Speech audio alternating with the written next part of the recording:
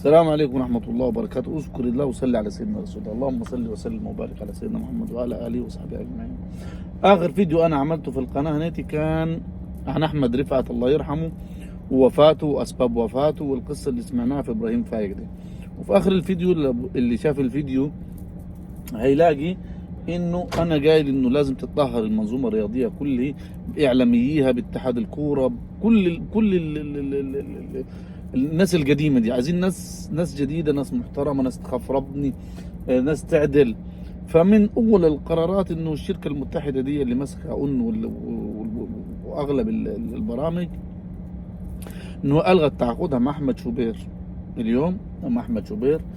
ونفسي كل الإعلاميين اللي قدام دول، أحمد شوبير، مجدي عبد الغني، مدحت شلبي، خالد الغندور، ميدو، العالم ده كله، كل العالم ده كله، ورضا عبد العال واسلام صادق والمهم القصه الناس اللي هي دي ما فيهاش، ما عندهاش ذره سلكان، وكله ما يدور على مصالح. الناس دي كلها تتشال والله. واتحاد الكوره واسمه ايه ده ورابطه الانديه، كل الساحه دي تتنظف ونبدا من جديد بقى، ونبدا الرياضه صح يا اخوانا. زي السعوديه لما الدوله دعمت الرياضه وجابت نجوم العالم وبقي في، يعني كان نادي الاتحاد ونادي الهلال يكون عندهم مباراه افريقيه، عفوا في اسيا، وما ياجلوا لهمش مباريات.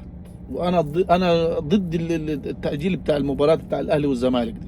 اللعيبه دي ما تاخد ملايين عشان يكون عنده ماتش يأجلوا له قبلها ب 10 ايام ما يلعبش. ده انا لو باخد الفلوس دي زمان ايام ما كنا نلعب كوره، والله لو ما اخد الفلوس دي لا كل يوم العب، لا اقول لهم كل يوم اعملوا مباراه.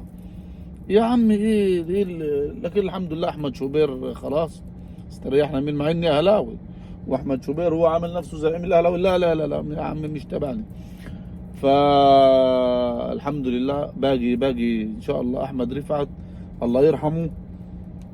ان شاء الله يعني ده كله نرجو الله انه يكون في ميزان حسناته. السلام عليكم.